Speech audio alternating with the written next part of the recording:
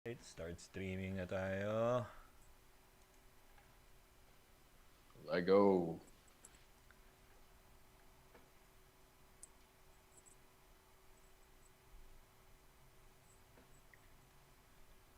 Check mo nga yung YouTube.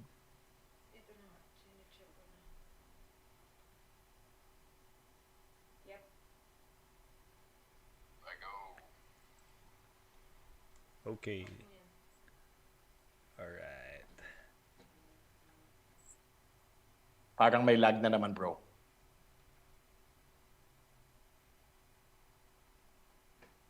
Okay, let's go, let's go.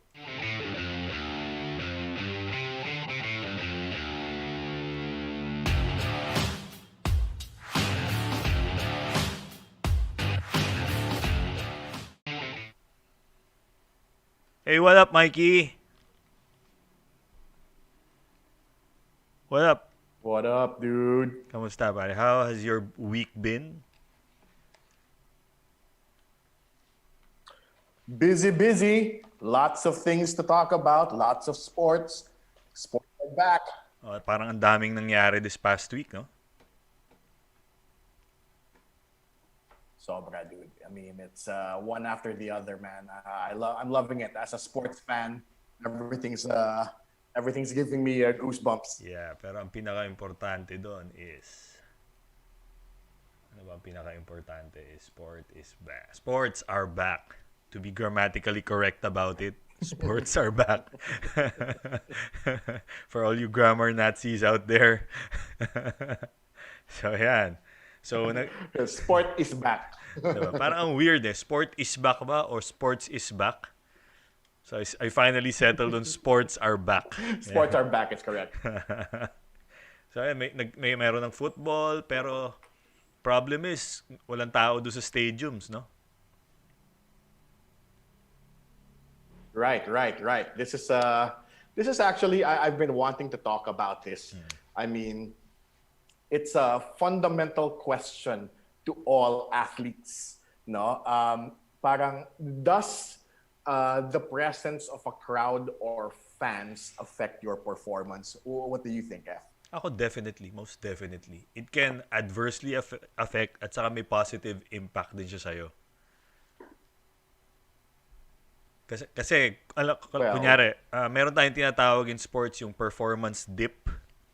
May certain athletes who don't perform well under the bright lights. Part ng distraction sa kanila yon, kaya nag-underperform sila is yung pressure of playing in front of a large crowd. Yung iba naman, naka-hype. Kaya nakakadagdag sa energy, sa intensity nila when they're playing in front of a lot of people. It's true. Case in point, if you were watching the Miami Heat play, see Jimmy Butler, you can often see him looking at the crowd and hyping up the crowd and talking to the crowd. But the problem is, wala namang crowd dun. Yeah. So I think it was just something he uses for his psyche, di ba? Well, may virtual crowd na nandun. I don't know how that works nga. I don't know how that works nga yung virtual crowd. Parang pag nandun ka ba sa virtual crowd na yon, yung vantage point mo dun sa device mo is dun din. Kasi I've seen pictures online of yung mga different vantage points sa venue eh. I don't know if ganun siya nag-work. I have a feeling they're pretty much just watching the game as you are when you're watching through the app, like the actual NBA app. No, but I don't think yung vantage point mo where you are in the stands is the same. Yeah, well, ganda malaman natin eh. Maybe we can try getting on yung mga one of these games, no? So we can experience it kung ganun nga. Say no more, I'm going to do it, dude. Tapos bigyan mo na lang kami ng feedback. You got it, man. I'm gonna try. So among the sports that nag-restart na naman was yung European soccer. And then this past week yung US Open. Right. Diba? So there So, like, see, this brings me to my first point about this whole performance with the crowd and without the crowd. I mean, as of recording this, Naomi Osaka has just won her third Grand Slam title. But this one's a little bit weird kasi walang crowd sa stands, no?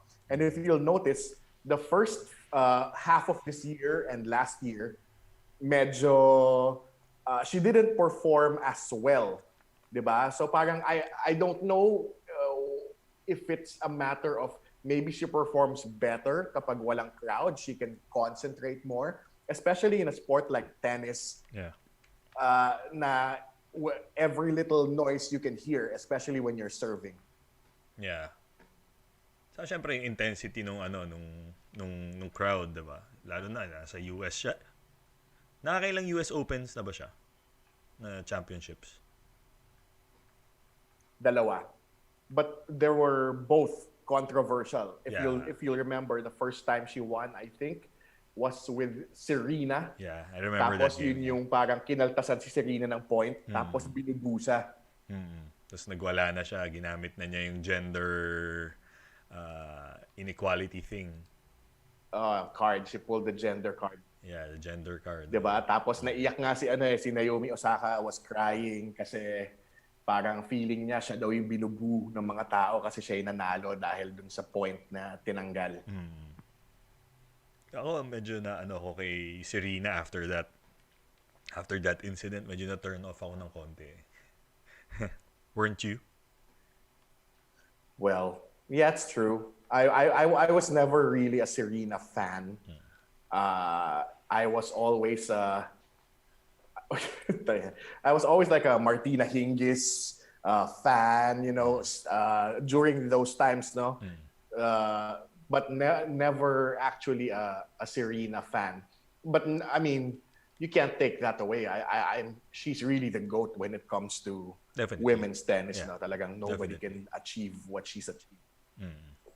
Saka yung level of athleticism niya. Ibang klase talaga. I mean, just the way she moves around the court, especially with her build, no? Yeah. She's the first one I've seen that really worked on her physique to be able to help her game. Yeah. Much like Tiger Woods was for golf, diba? Oo, innovator talaga eh, 'di ba? Before Tiger Woods, you wouldn't even consider golf a sport. Mga katawan dati, sina Phil Mickelson. Kaya napilitan yung mga pros na talagang to get into physical conditioning na rin because of the success that Tiger was having eh. Saka how far he was from the rest of the field, diba? Oo eh. So now you can see the young kids now like sila Fowler, 'di ba? Medyo batak na rin ng konti. You can tell medyo they're working a little bit more on their upper body and medyo may konting strength training na rin. Yeah. Ayan. Tapos there's another incident na nangyari ng US Open, pero ito naman medyo controversial din. It's very unfortunate yung nangyari doon sa favorite player mo.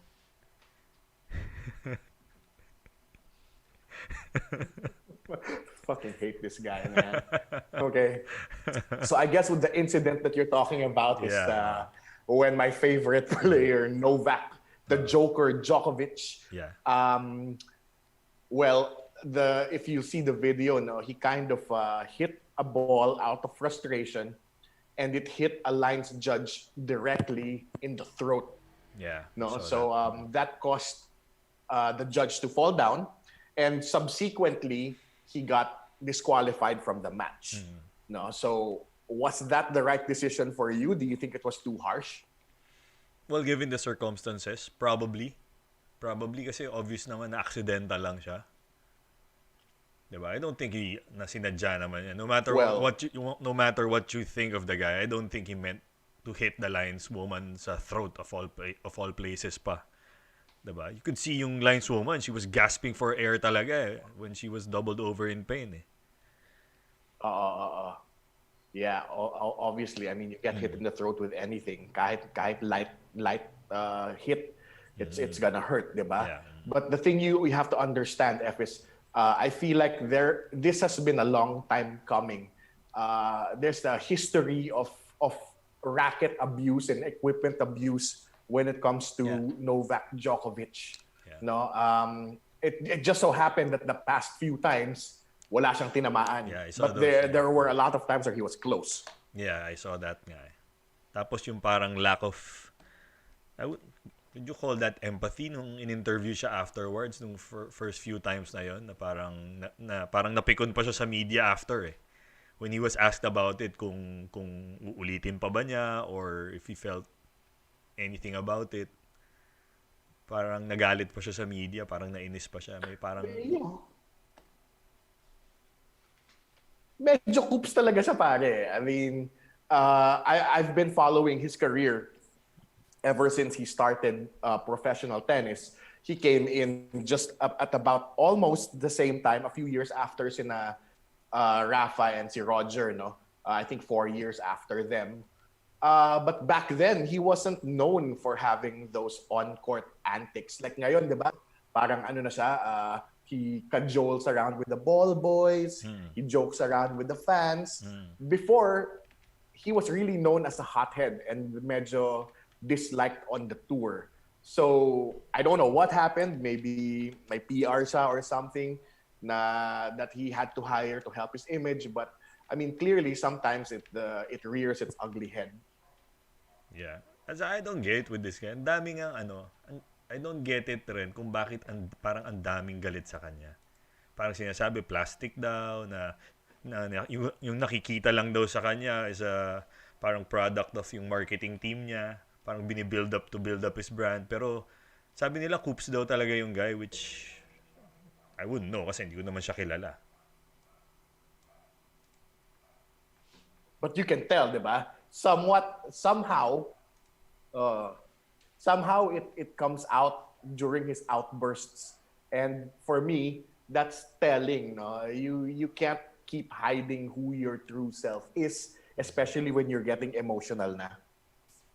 Pero recently rin, humirit din si John McEnroe about it, diba? Parang he spoke negatively about yung actions ni Joker. Pero coming from him, si John McEnroe, diba? Yung bad boy of tennis before, he'd curse out everyone. Ano dati. Ikaw, anong feeling mo doon kay McEnroe? Is that being parang hypocrite ba siya for doing that? Well, I think si John McEnroe is the exact opposite of Novak Djokovic. Novak Djokovic, I feel, is kupal in real life, but yung image niya is parang medyo funny and goofball, no? Yeah. But I feel like John McEnroe in real life is a really good guy, and his image on court is completely different. Parang he built himself up to be the bad boy talaga. Actually, siya yung favorite ko growing up eh. I was also into tennis nung bata ako. So yung dalawang favorites ko, sobrang polar opposites, si John McEnroe sa si Mats Wilander. Wow, grabe. You're really dating yourself there, F. Yeah. Actually, yan ang second sport ko, tennis. Sana nga tinuloy ko na lang eh.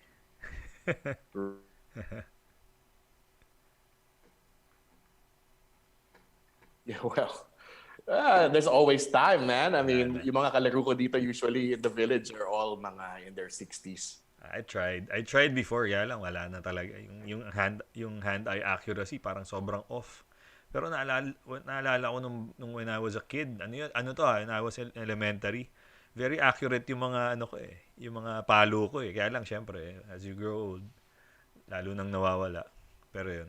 So you think yung kay John McEnroe, he was well served to say that parang he was in a position na parang okay na parang okay lang sa kanya na magsalita ng ganun about this guy considering yung past niya. Well, he never hit a guy. Well, true. Yeah. Oo nga. True. Diba? I mean, everything about John McEnroe is all bark. but he never bit. Tsaka it's all directed to the umpire. Puro ano lang, Oo, puro si Novak pati mga fans sinisigawan pare. nga. That's too much. I saw yung binato niya yung racket niya tapos montik nang may tamaan from behind. Yun yung nakita ko dati. Yeah, it's the French Open. Yeah. Last year, I think. Yun nga kasi yung marketing sa kanya is Diba? So if big. that had gone, Yeah. Okay, sorry, go on. go ahead. Sorry. No, sige, go on. If that had gone. Yeah, I mean, if he had missed 6 inches to the left or right, well, it would be a different story. Oh well. Well, di natin mahihirapan. Like ako, I'm not a big tennis fan, so I wouldn't know anything about Djokovic. Pero from what I saw, siya, accidental. Ngayon, hindi ang you're saying naman as an avid tennis follower, 'di ba? And syempre athlete din na may may parang pattern. Meron siyang behavioral pattern na gano'n. Na it was just a matter of time bago may tamaan talaga. Based do sa previous actions niya. Oh yeah, and I really firmly believe na kasi right now he's only I think two championships behind Roger Federer and si Rafa Nadal, no? So he's deeply in that chase to be the greatest of all time when it comes to men's tennis. But parang this incident I feel will scar him for life, and even if he does overtake Rafa and Roger, feeling ko meron pa rin asterisk yan beside his name na parang may tinamaan ka sa medyo kupal ka eh. So I don't think it's going to bode well for him. Yeah. Yan. Oh well, natin. Abangan ang susunod na kabanata dito sa episode na to. Talaga. Oo. Okay. So another interesting topic na medyo actually ito medyo affected ako this past week eh. So recently the Brooklyn Nets announced their signing of Steve Nash as their new head coach. Okay? So syempre everyone was shocked kasi nobody had any idea that Steve Nash wanted to coach pala. 'Di ba? For a while he was connected with the Golden State Warriors. Actually, he got 2 rings do sa last 2 championships ng Warriors. Because he was a player development assistant for the team. So he got a ring also with his work for his work with Kevin Durant and the other players. So when he was named, so mixed reactions. Yung iba okay, parang they felt that it was a good hire. Pero one stood out, yung kay Stephen A. Smith. Na medyo he called it daw white privilege.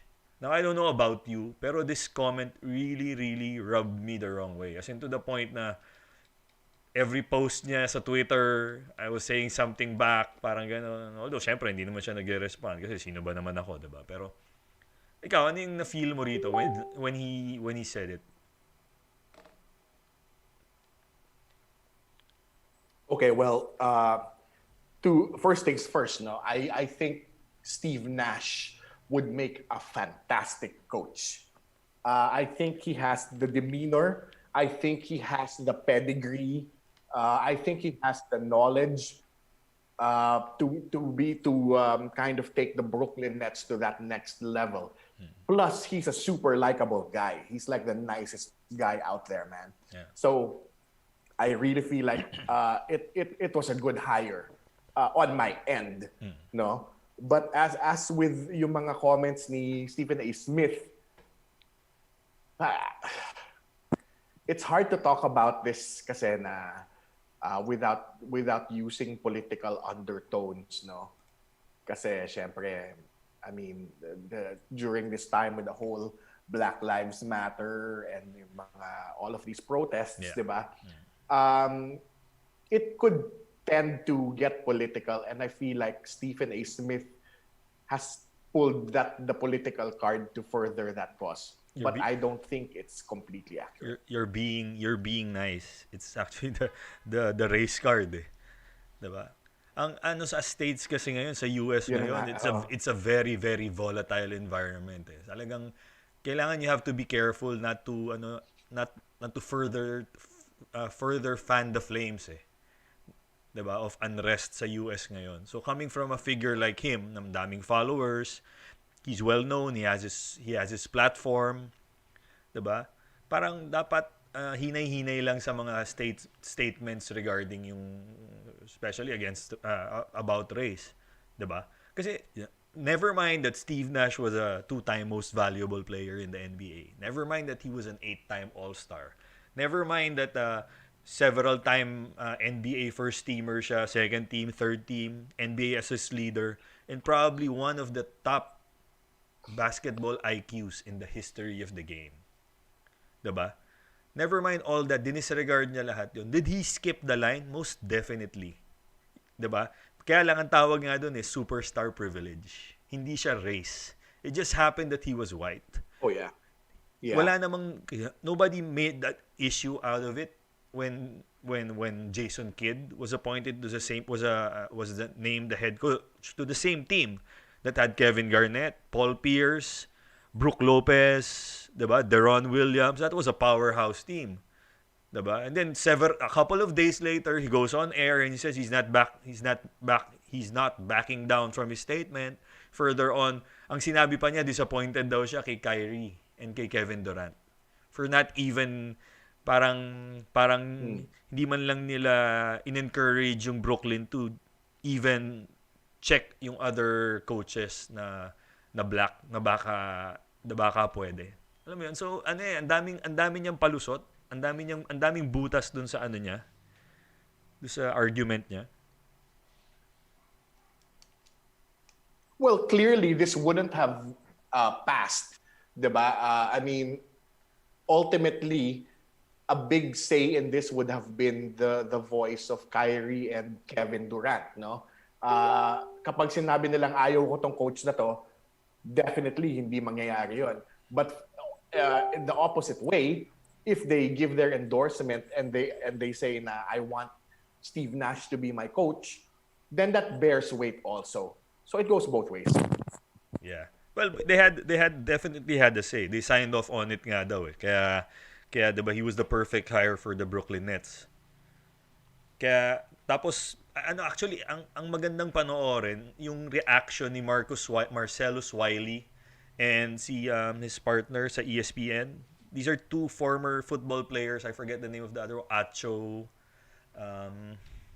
Let's research na lang. So they definitely sinabi nila these are coming from two black former athletes na it was definitely not black privilege, white privilege. More nga it was black privilege eh. Kasi 'di ba? Kevin Durant and Kyrie had the power to sign off on it. Kung di nila gusto, hindi hire si Steve Nash. So it was more like black privilege instead of white privilege. Ang ayoko lang kasi dito, Stephen A. Smith, he's one of the most colorful analysts on TV right now. Okay? He played I think he played college basketball on a scholarship din. So kahit papaano, may credibility in terms of the main sport he's covering, which is basketball, 'di ba? Kaya lang he has this attitude na medyo race baiting siya eh. He also had this incident before in football. In American football naman, may hinirit din siya ron one time about a certain team. I think it was the Chiefs yata. Basta siya eh. Although he didn't directly say na this coach was racist, yung mga moves na ginagawa nitong coach, parang ang statement na sinabi niya was more on this coach is making moves that are making a lot of brothers uncomfortable. So what does that mean? Diba? So well, I think it's a case of this guy. I mean, like you said, he's the most colorful commentator and announcer out there, and he has his own show and everything, no? And he's really outspoken as a person. So maybe this may be a case of him talking a little bit too fast for his own good. Pero as it is now, dude, I honestly think maybe he's just playing the race card nga and fanning the flames a little bit to further the cause of BLM or Black Lives Matters movement, no? Ang gusto ko dito, sina Jason Williams, and all the other analysts disagreed. Charles Barkley disagreed. Actually, sabi nga ni Charles Barkley, he was disappointed with some of these, although he didn't name Stephen A directly do sa inside the NBA nila.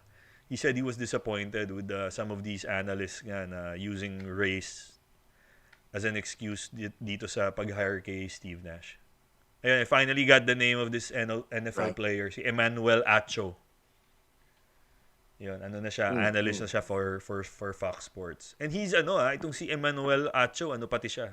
Actually, kontrahan sila ni Marcellus Wiley sila. Kontrahan sila palagi ng stand. Pero for this particular incident, they both agreed that it was definitely not white privilege. It was superstar privilege. Did he jump the line? Yes. Was there injustice? Yes. Kasi ang daming nagtutoil ng mga assistant coaches for several years na sa NBA, waiting for that big break. And then here comes this, diba, future, this Hall of Famer player, and jumps the line and gets this, one of the highly coveted coaching gigs for the coming year. So he definitely jumped the line. Was there injustice? Yes, but definitely it's not white privilege. Oh, naman. And I think it also has to do with the team itself, like the Brooklyn Nets, which is owned by Jay-Z, diba? So medyo you have a lot of history there in terms of like the black movement.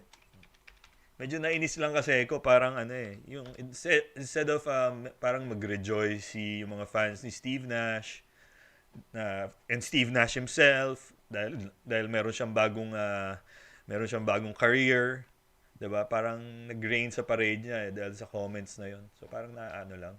I just took it the wrong way. And I was really affected. Well,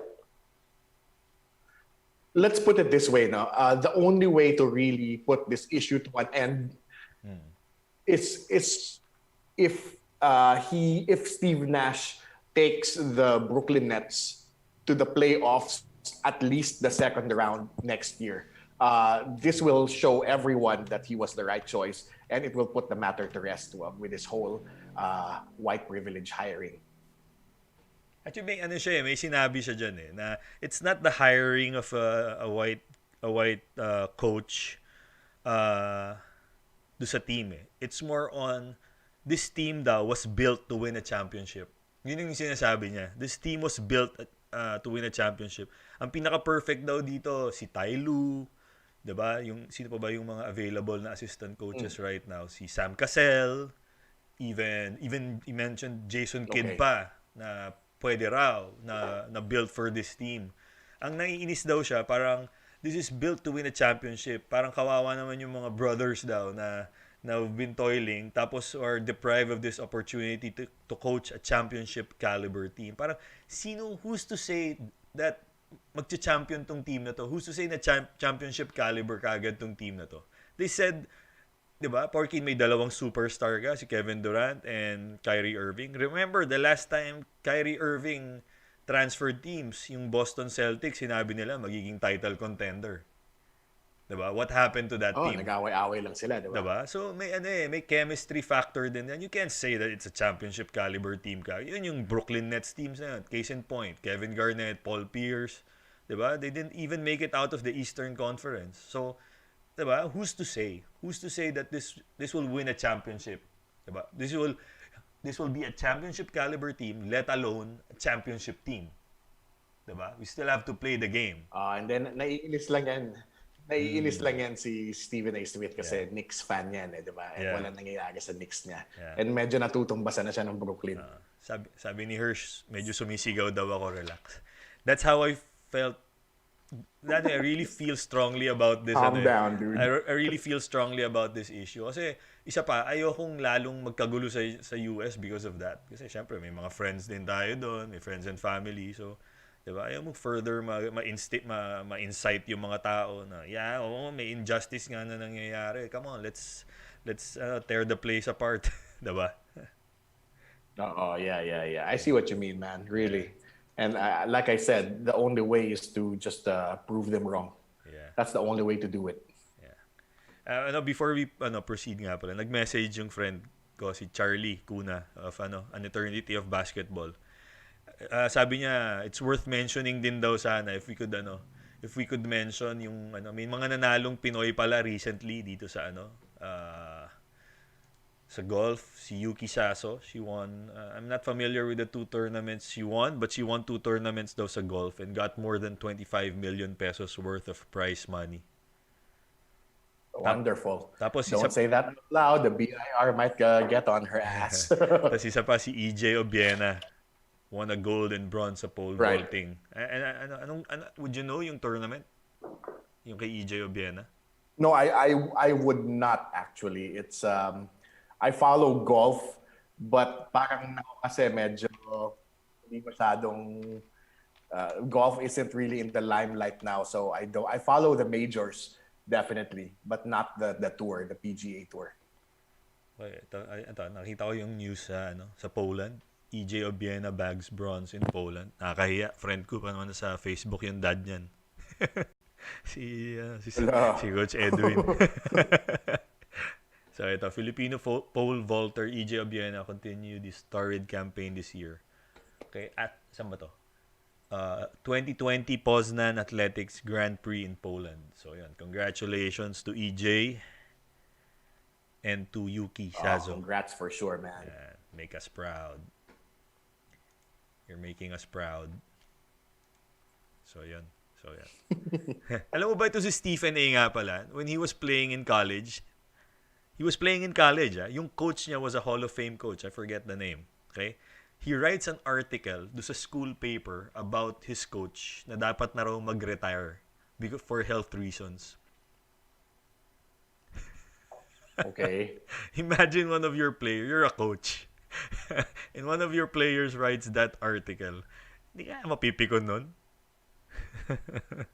I mean, okay, so definitely, so this guy really has a chip on his shoulder, no? Which leads me to another guy that's been making the rounds lately, who has been talking shit about his coach also. Si Michael Porter Jr., MPJ. Iko-cover natin yun later. I-hold in mo muna yung Right. Ano mo muna. Let's talk about that later. Yung tungkol sa mga comments ni Michael. Pero medyo bumawi siya nung isang game, the last game. Ang gusto kong pag-usapan. All right. I'm gonna let you finish, man. Then later, mamaya pag-usapan natin si Michael Porter. Okay? Next na lang nating topic naman yung medyo namumuong mayhem dito sa USD basketball program. 'Di ba? Medyo this issue has gained headlines the past couple of weeks. Well, actually hindi, past month na rin, 'di ba? It's been a month since pumutok yung issue na to. Okay, it's yung trouble in the bubble. Trouble in the bubble, man. This bubble thing is really, I think,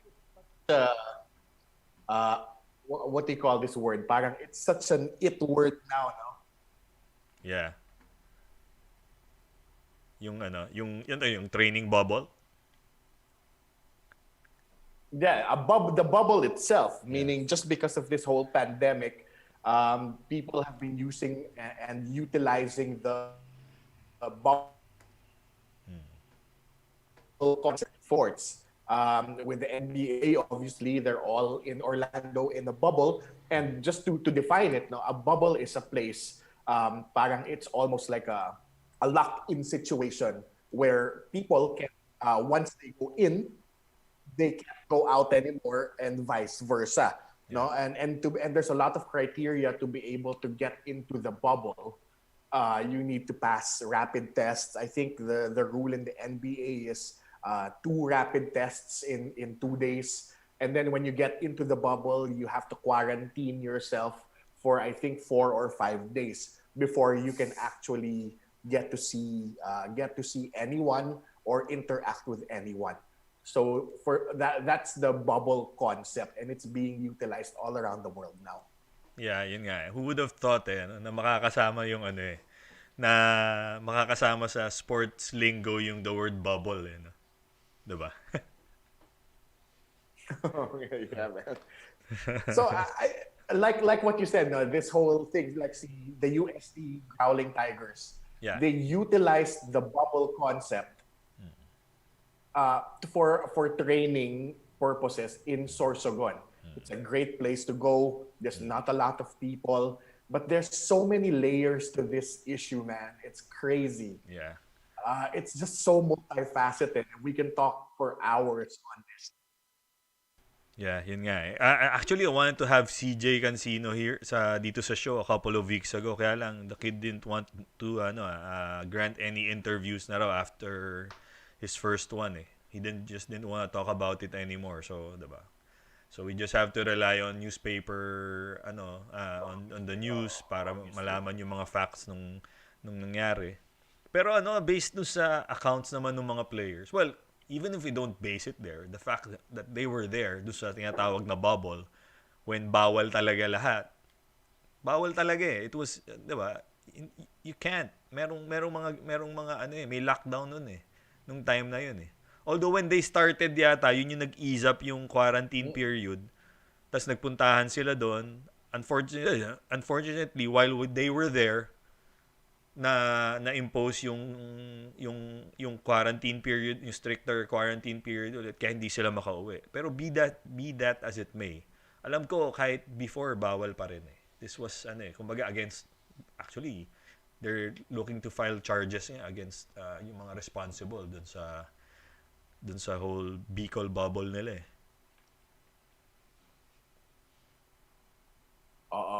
I mean, just for an overview, no. Here in the Philippines, for all of our foreigner listeners, here in the Philippines, there's a law that prohibits um, 10 or more people to congregate in a certain spot. Yeah. More than 5 actually. Diba? So that's where the problem lies. In the States, obviously you can have a bubble without any problem. You can have a training camp, etc., as long as you adhere to the laws where you have to have quarantine and strict rapid test and COVID testing, diba? Whereas here, even if you have all of those things, you still can't congregate many people in a certain area, and that's where the trouble actually is. No, the fact that when people found out, diba? So nangyari diyan, nag-press release si CJ. Tapos sabi niya, well, it happened in the bubble kasi gusto kong lumabas ng bubble. Hindi ang pinayagan, and then I got booted from the squad. So now, naturally, people are asking, what bubble and how can you have this bubble when and this training camp when you can't have any people basically congregating in one spot? Yeah. Pero you have to feel bad then for Coach Ayo. I'm sure he meant well. Pero kaya lang this whole bubble thing burst in his face eh. Kaya kaya medyo unfortunate eh. Parang going from yung the toast of the town when it came to college basketball, and now he's banned indefinitely. Yun yung ruling na hinandown ng UAAP. He's gonna be banned indefinitely from all UAAP events. Tapos it looks like the NCAA then is taking a similar stand. Pag na wala ring mag-hire sa kanya doon. So kawawa naman siya. Wala na siyang there goes his Well, you coaching have to career. understand, if you, diba, if you come from another school, let's say a competing school, and you know what's happening na your own squad can't play, can't train, and yet you have this coach that kind of like made his own bubble, and I feel like there was some intent there to hide it talaga for an unfair advantage. sorry man, but I know you know this guy maybe, pero I feel like there was really some sort of like an attempt to hide what was happening. Yeah. Actually, hindi ko naman siya friend or anything. And I also totally don't agree with what they did. Yung ano, I'm not just pinpointing him. I'm sure there were a lot of people behind this. Siya lang yung nadidiin. Gusto ko nga malaman kung sino yung mga UST backers, yung mga managers who were behind this bubble eh. And sana sila rin maka-receive ng penalties for doing this eh. Well, again, there's even an issue with the whole money thing, diba? Yeah. Apparently, the UST Growling Tigers were given 3 million budget to do this whole bubble concept training camp, and apparently most of that budget went into renovating the actual camp itself, which incidentally is owned by Coach Ayo. Yun nga eh. Yeah. So medyo may konting ano pa eh, may konting corruption pa na nahalo sa case niya eh.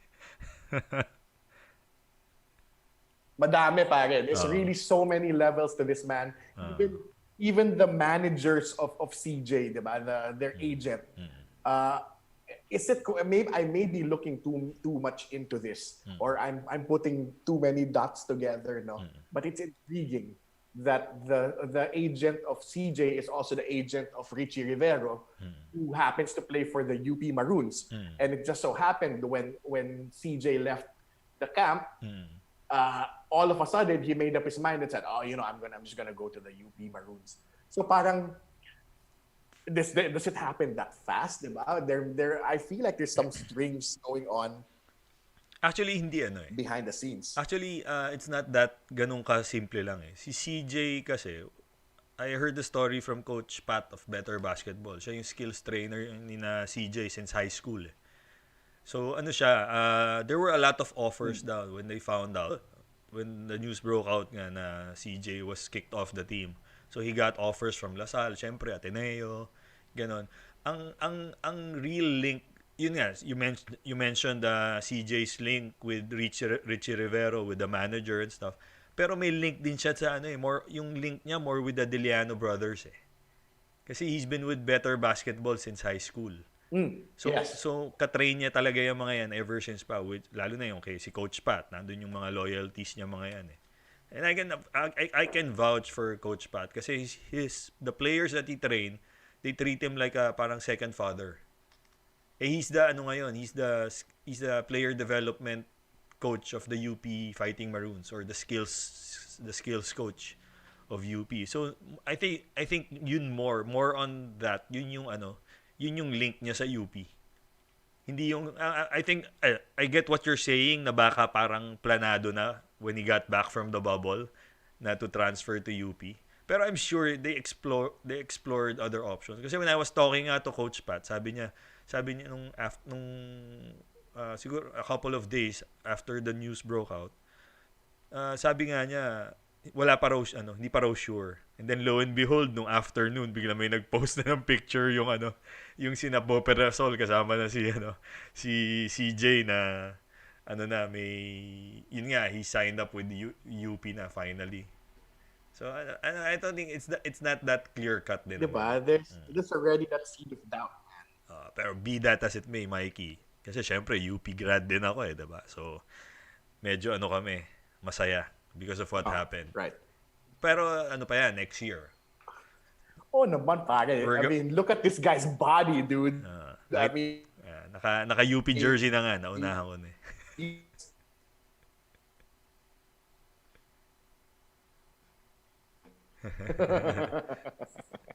Pero next year, yan yung powerhouse team ng UP. Saka yung mga recruits ng UP.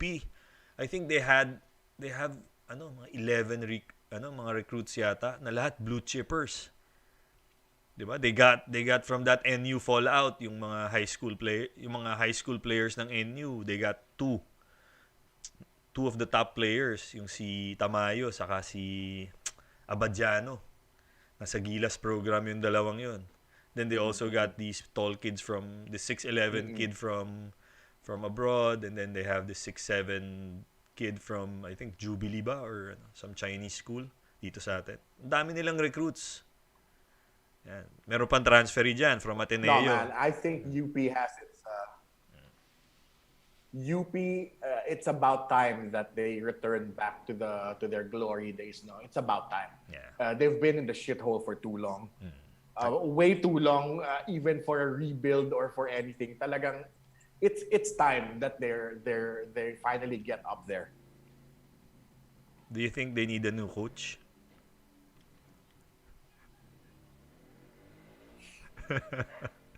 Wow, grabe. I'm not a big fan of Coach Bo. Even though he coached the Ateneo Blue Eagles for a while, unsuccessfully. I don't know. This guy rubs me the wrong way, man. His temperament is getting the better of him, and I don't like that in a coach. I'd like to see him get a chance to coach this team. Siguro until hanggang this year. Pag hindi pa nag-pan out this year, you should start thinking about getting a new coach para dun sa mga players natin. Diba? I mean, come on, man. Kayo swerte eh. Ateneo, swerte nyo. This guy. You have the best coach in the Philippines right now. Si Coach Tab, no? Yeah, man. Super lucky. May mga unfortunate incidents lang the past couple of months. Pero aside from that, the Ateneo basketball program is in good hands. It's always been, man. Really. Parang they're almost like the San Antonio Spurs if you were to compare them with the NBA. Diba? Medyo parang you don't really notice the rebuilds or you don't notice when superstars graduate because they're always perpetually churning out quality players. True. And speaking of the San Antonio Spurs who are in the Western Conference of the NBA, the Lakers close out the series kanina against the Houston Rockets finally. Putting them out of their misery. Past 2 games ng Houston parang wala na eh. Parang they were just Lakers fans. They're tired, parang ganun, parang wala nang yung energy nila dun sa Oklahoma series na wala eh. Parang pagod na. Dude, I feel like they were just actively revolting against this whole small ball movement. You think? Oo eh, parang, I mean, there's only so many things you can do with small lineup, diba? And I feel like a small ball lineup will only truly work if all 5 people on the court are committed to it. If there's one weak link in that small ball lineup, it's gonna get chipped away by taller guys who can immediately mismatch. Yeah, probably. Yeah, may point ka doon, may point ka. Pero I think with the amount of skilled bigs na ngayon, you'd think they'd have gotten at least one to play the center para sa center position for them. Para hindi naman sila masyadong overmatched pagdating sa loob. Wala eh. I mean, did anyone really actually think that the Rockets would beat the Lakers? It was nice. It would have been nice. Diba? I mean, and as it is, what happened was what you call the LeBron sweep. Yeah. Which is they'll lose the first game because LeBron's not really that interested and it's a feel-out game for him. And then all of a sudden, they'll turn up they'll crank it up and win the next 4. Yeah. I mean, LA is not the number 1 team for nothing. They're really the best. Actually, na-call ko yan before the series even started. Actually, mataas percentage ko ngayong playoffs eh. Kasi start of the season pa lang, I predicted that Oklahoma would make the playoffs and papahirapan nila yung first round matchup nila. Pero they'll eventually lose. So I predicted that right. Siyempre, Lakers or Clippers yung 1 or 2. Diba? I predicted the Lakers kasi si LeBron magaling sa regular season. Okay? Then I predicted the start of this series na Lakers would run away with it kasi nga yung matchups sobrang pangit sa ano. Sobrang pangit for Houston itong Lakers team na to. So medyo mataas yung percentage Right. natin for this playoffs. Yeah, man. I really think it's gonna be. I mean, it's gonna be a battle in LA for sure Yeah. for the Western Finals. It's all. I mean, barring any superstar extra games by Jokic and Murray, I feel like the Clippers will take the next game already, and it's gonna be a showdown. Actually, I was expecting them to take the last game eh. Para we were talking we Okay. para Weird, no? para pag-uusapan na natin ngayon is yung Eastern and Western Conference Finals na. Selfish eh. Like I said, man, it's you can't. Grabe si Jokic, dude. I mean, Yeah. really, his last game was surreal. He was letting it go. The basket was super big for him. He was in the zone for sure. Even yung mga step up three niya, diba, was going in. It's nuts. Pero none was bigger than the shot made by this guy. Kita mo yung screen mo? This guy, man. He hit a big The shot, ha? balls on this guy. Big really. time shot yan. Okay, so medyo nakabawi nga siya, di ba? I mean, for everyone listening, he made this comment a few days ago na he needed to touch the ball more now because, you know, it's getting predictable. So it was basically dissing his coach and telling everyone that he was better and he deserved more playing time, no? Which is ridiculous to say when you're a rookie. Yeah, definitely, yeah. Ako, ang idea ko doon, my feelings about that was, he was wrong for saying that to the media. Pero I wholeheartedly agree dun sa sinabi niya. Because there were certain instances during the game that Yeah, dude. Jamal Murray was holding onto the ball too long. Ang dami, manood ka ng games nila, manood ka. You'd see ang daming times na open sa wing yung mga teammates nila, lalo na sa corner. Kaya lang si Murray, ang hilig niyang mag extra 2 dribbles. So he misses shooters eh. So okay lang sana if he's gonna consistently have those games na nagkaroon siya ng 50 plus points. 'Di ba? Pero 'di ba, the chances of that happening consistently are sobrang baba.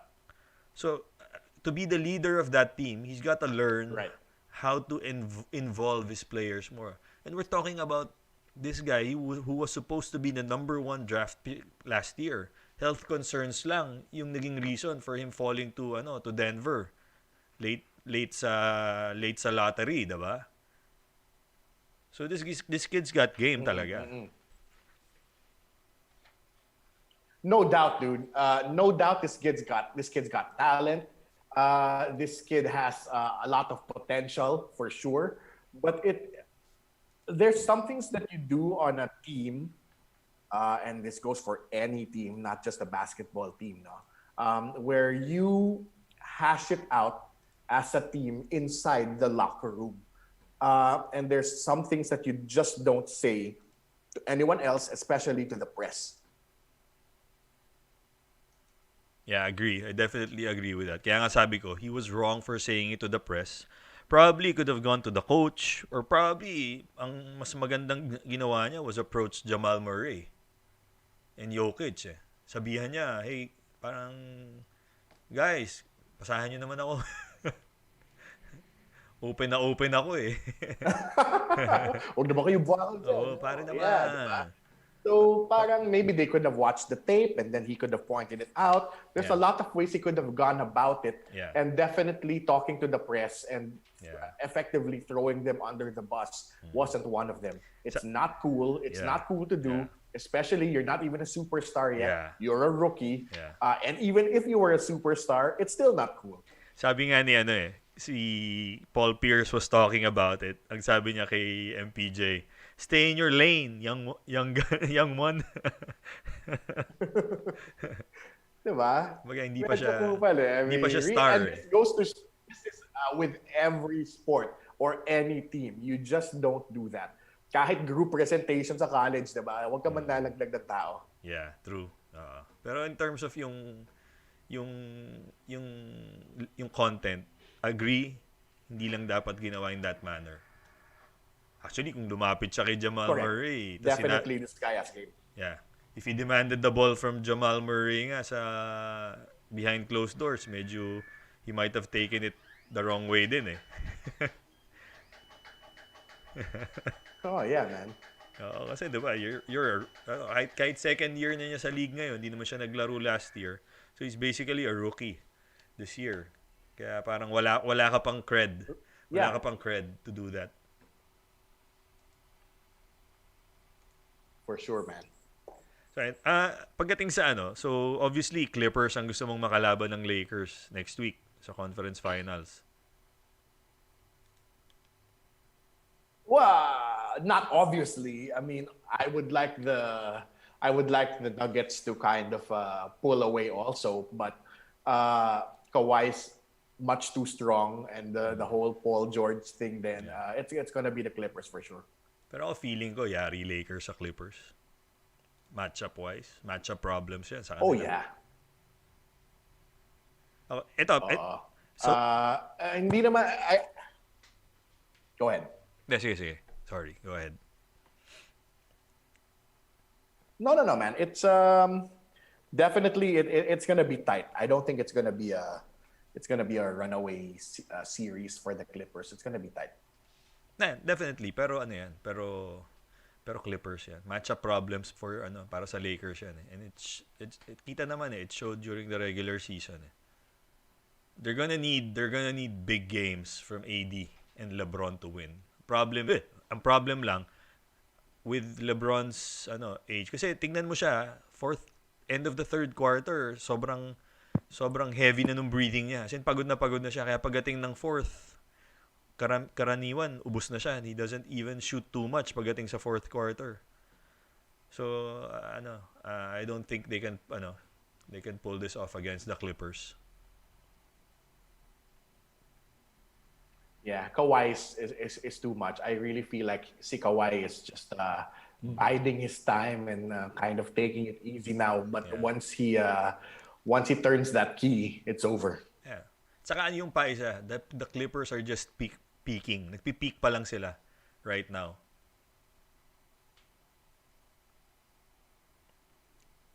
Yeah, man.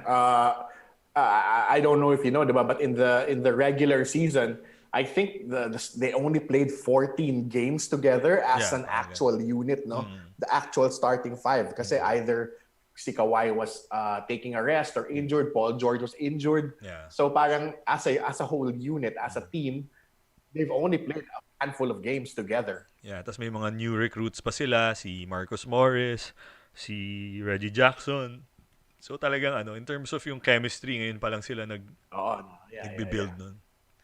Pero what about naman yung yung tinalo ng Lakers, yung Houston Rockets? What do you think? Anong mangyayari? Will they trade Harden? Will they retool? I think it's time. The experiment of small ball is over. It's proven that I don't think it's gonna work at all anymore. Harden would benefit more from having a second superstar that's a big rather than a Russell Westbrook. That was a big concern from the start. People were always saying that there's only one ball and you're gonna have two of the biggest ball hogs of the NBA together in one team. Yeah. How's that gonna work? Yeah. Clearly, somebody had to kind of give way, and that was Russell. But even then, the size advantage didn't really work out for them so well. So maybe they have to retool. They have to keep, obviously, I think James Harden. And I even think a Chris Paul would have been a better point guard rather than Russell Westbrook. Problem niya, wala rin silang, they can't retool sa draft kasi wala nga silang draft picks this year. So, actually, Wala na. Wala na. They used up everything. Actually, itong moves na gagawin ng Houston Rockets and even the Milwaukee Bucks, saka yung ibang mga contenders na natalo na, it'll make a good topic for another, mauubos oras natin dito exploring possible scenarios So, let's just keep this in our back pocket para for future episodes. Para mas marami tayong mapag-usapan. Sure, man. I'm just putting it out there. Yeah. Giannis is gonna go to Portland. I said it first. Actually, naisip ko yan. Pero so let's move over to the Eastern Conference. Ako, I called this. I called the start pa lang ng playoffs. Actually, start pa lang ng, siguro, 1 month into the season, sabi ko baka Boston yung mag-champion. I really felt I really feel pala the Boston's gonna win it all this year. Tapos sabi ko Miami, when the playoffs started, sabi ko Miami, Boston sa Eastern Conference Finals. What a fucking series though, man. Yeah. This Boston Raptors series. I mean, it's so hard to root again. I mean, we're Filipinos. Obviously, we don't live in Boston, nor do we live in Toronto. So we can kind of, root for any one of them. But it's so hard to root against those two teams. They're both super likable and they're both super fun to watch. Na it almost felt like towards the end of it, I felt bad for whoever was going to lose that series kasi grabe yung series na to. Yeah, so you have to give it up for Kyle Lowry. Grabe siya no series. Sinisigawan na nga niya yung coach niya, di ba? For calling that timeout. Gusto niyang inbound na lang yung bola para tapos na. Kasi 0.5 seconds na lang Tapos tumimeout pa. Burat na burat. Galit na galit siya nun. Pero grabe yung laro niya. Parang ito yung championship point guard talaga, si Kyle Lowry. You gotta feel bad for DeMar DeRozan din no? Okay. I mean, I think the Raptors are gonna retool also next year. I feel like Van is leaving.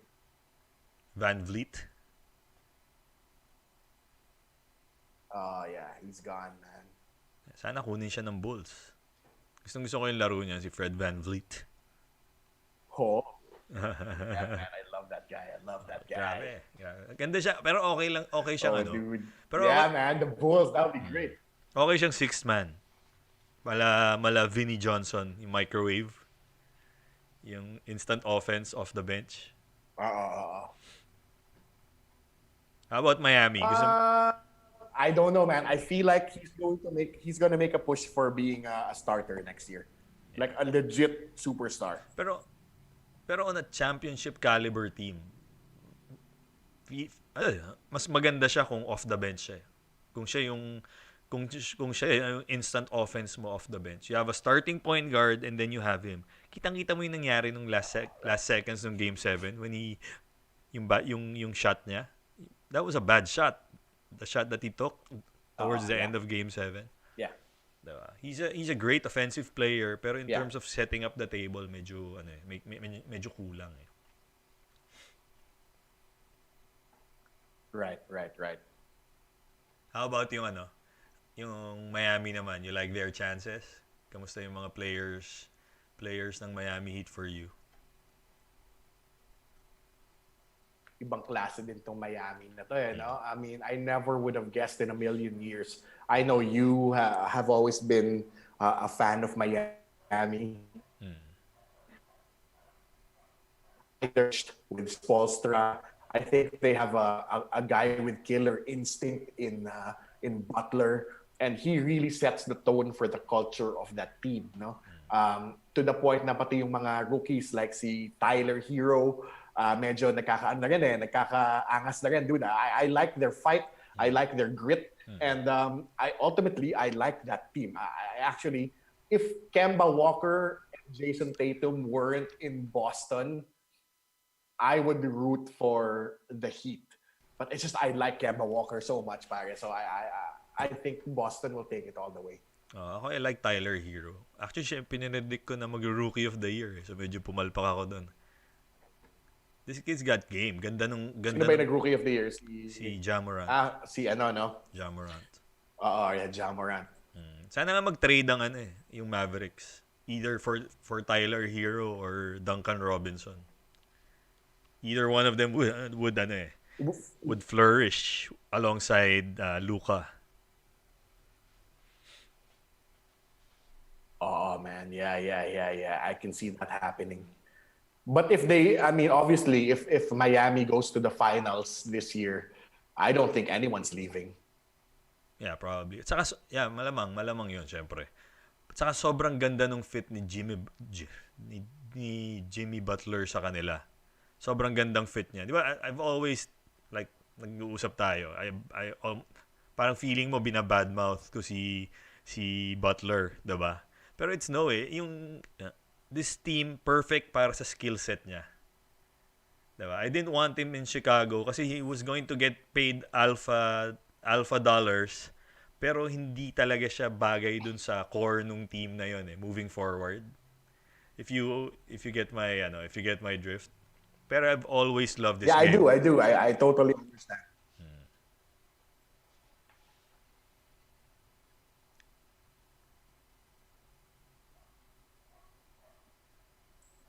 You there? Yeah. Pero I've always loved this game. Jimmy Butler's game. Yeah, man. Really. I talk a lot of shit about him, but ultimately he takes the big shots. And I feel like he's really, this is the perfect team for him. Yeah. How many times siya naipit do sa mga drive niya sa basket, tapos biglang may ma-open siya na shooter sa labas or sa corner.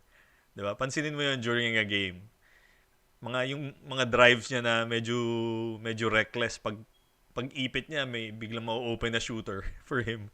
Kaya sobrang perfect sa kanya eh. Oh, yeah. Especially with scrappy guys nga like sina Hero, no? Yeah. And si Bam. I mean, this team is really underrated. I think it's one of the most underrated teams right now. So who do you think takes it?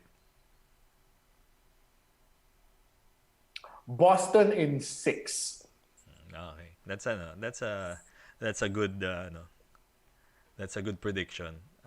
Ako rin eh. Diba? Safe. Pero safe yan. Pero feeling every game nito sobrang dikit. Parang yung Raptor series to. Kasi sobrang ganda ng defense ng dalawang teams na to. Actually, yung three teams na yun eh. Diba? Although Milwaukee was the number 1 seed, feeling ko may expose talaga sila sa playoffs nun eh. I really had that feeling eh. Kasi I wasn't that sold on on Chris Middleton and Eric Bledsoe. Kailangan nila mag-retool. Oo. Bledsoe bust talaga eh.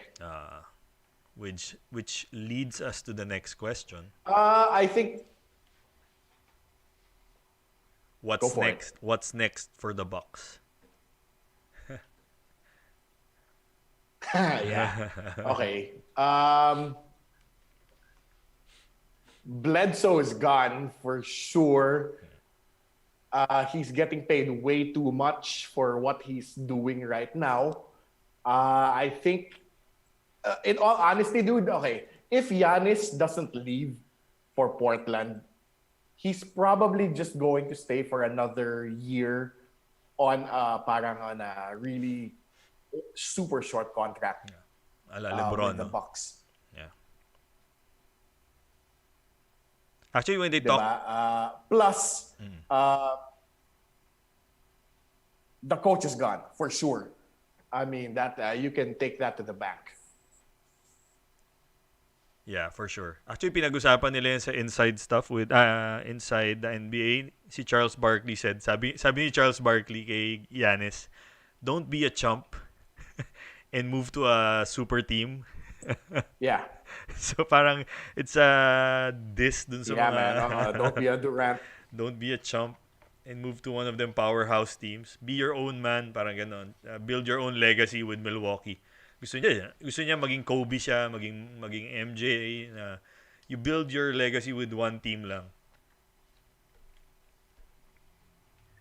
Yeah. obviously that's the best way to do it, diba? Don't be a Durant where if you can't beat them, join them, diba? Pero as it is now, dude, I really don't understand the coaching technique of this si Mike Budenholzer. Yeah. Uh, I don't understand why he doesn't play Giannis more. Diba? I mean, Giannis plays what, 33 minutes? I mean, it's ridiculous. He's the best player in the NBA. He's the MVP. Why doesn't he come in and play the whole fourth quarter unless there's a hidden injury that we don't know about? This guy won 2 Coach of the Year awards. 2 Coach of the Year awards. Si Mike Budenholzer. But I just don't get it, man. One with Atlanta and another with it's Milwaukee. just so weird He won. na parang, Yeah. Sige, sorry. Hirap ng may lag eh. No? no, di ba? Parang it's like it's not, we're not playing pee-wee basketball here, di ba? Well, I mean, parents aren't gonna get pissed if if their kids don't play. Why do you have to keep going with a 10-man, 11-man lineup and all of them get to have minutes? Dude, keep your lineup tight and sweet. A lot of teams play with a 6, 7, even 8-man lineup lang, and you rotate. It's a rotation between those 8, 7, 8 guys. I don't understand why Mike Budenholzer plays like 11 guys per game. I think it's a waste of minutes and a waste of talent for Giannis. I'd love to see him play more or maybe even start itong si Pat Connaughton saka si Dante DiVincenzo. I'd like to see them get a bigger bigger role do sa system ni Mike Bud kasi nga hindi ako sold kay kay Bledsoe eh. Did you know Pat Connaughton was actually recruited before for the Major League Baseball? Yeah, he's one of the most athletic guys, explosive guys out there, man. Siya yung highest vertical nung draft camp niya. Parang 46 inch. Oh, dude, grabe siya. Grabe talon. Nakita ko na siya nung first time I saw this guy was yung NCAA 3-point shootout. Parang yata siya na, I think he came in second ba? Or he won the whole thing. Parang gano'n. Kaya when he got to the NBA, everybody knew he could shoot. Yeah. Nagulat sila doon sa vertical niya. A regular Billy Hoyle. Dude, grabe. Meron sa mga rebound na he's out rebounding everybody, man. I love it. Kaya ang ganda nung backcourt na yun eh. Kasi si DiVincenzo din. Very athletic. So, diba? Pairing them up together, may outside shooting, may 3-point shots, may athleticism, 'di ba? High speed, saka yung sa defense. Mas maganda 'yun para kay Giannis eh. Ang issue ko lang siguro probably decision making since nga medyo bata pa. Pero si Bledsoe ba? Okay ba yung decision making niya? Oh yeah, dude, that guy really. Just get him out of there. Put him in like Charlotte or something. Problem, sino kukuha sa kanya? Dahil sa contract niya. Wala na, di ba? I mean, it's one of those things that it's a giveaway contract. You're essentially gonna lose money, but it's something that you're gonna have to swallow if you want your team to succeed ultimately in the future. Sabi nga, again, itong topic na to, ang daming scenarios na pwedeng gawin dito. They could go for trades, they could go for, di ba, nandiyan pa si Brook Lopez, kaya nga, magandang itakal to siguro, yung mga scenarios for the Bucks. Let's start, for sure. Let's start. Madami ako mga drawing dyan pa. So, ayun, we basically covered everything we wanted to talk about. Ikaw, baka may gusto ka pang i-add? May gusto ka pang topic na you want to No, man. I think we've covered whatever happened this week. No, it's been a big sports week. Yeah. It's been great as a sports fan, and I hope we can keep this rolling, man. I mean, this virus has really gotten the best of us and the best of everyone, and sports is a great way to kind of like pass the time and to it's a big step towards normalcy to watch sports again. So I'm very happy as a sports fan, and I'm very happy to talk about sports again. And it's for me, let's just keep it going, man. Let's hope this whole virus thing goes away soon. Let's make this a weekly thing. Pag-usapan natin yung weekend sports palagi. I want to Di ba nga sabi ko sa'yo, I wanted to retool itong concept nitong Sports Nut Project into more on issues instead of personalities eh. Kasi medyo gas-gas na yun eh, yung personalities eh. Di ba? So let's talk about the issues affecting something that we love so dear, which is yung sports. Not just basketball, not just NBA, but other sports as well. Mga chismis. Sure, man. Just let me know, dude. Mga controversies, mga chismis, mga diba, what have you. Showbiz, ganyan. minsan nagmi-mix. Tapos we can get some dude, nakita mo si Bimbi ngayon, dude? Tangkad. Talaga? Baller na kaya? Baller na? Oo, pare. Oo, I mean, he's really the next James Yap, I feel. Saan mo nakita? If he wasn't super gay. Try na lang natin I joke. That was a joke, dude. Si who's that's watching siguro napapaano yun. Napapa-cringe yun sa last comment mo. Patapos na eh. I just had to ruin it, man. No, but he's taller than his brother now. And you know how tall Josh is, diba? He's like 6-footer. Talaga? That's good for him. Sana nga dude, he's really tall. Yeah. May maganda naman yung genes ni James Yap eh. Oo naman, pero feeling ko kasi ibang balls yung gusto niya.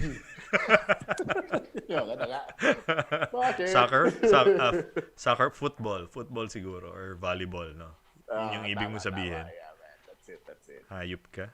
Patapos na eh. Alright? So, yun. So, thanks, dude, for sharing this past hour. More than an hour din tayo, ano?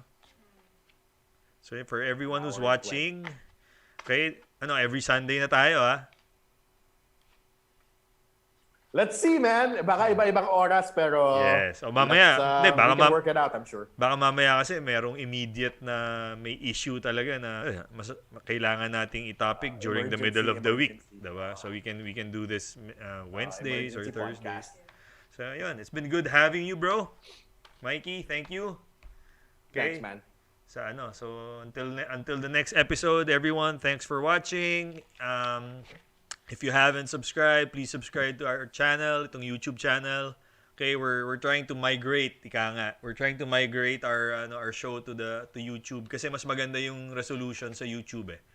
Sa Facebook kasi they don't support full HD.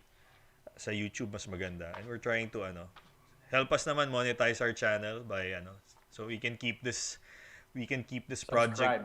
We can subscribe. Help us get to 1,000 at least subscribers. Share nyo sa friends nyo. Okay, and with that, we'd like to thank everyone. Thank you, Mikey, and we'll see everyone again sa next episode of the Sports Nut Project. Everyone stay safe and keep sporty. Thanks, Mikey. Later, bitches.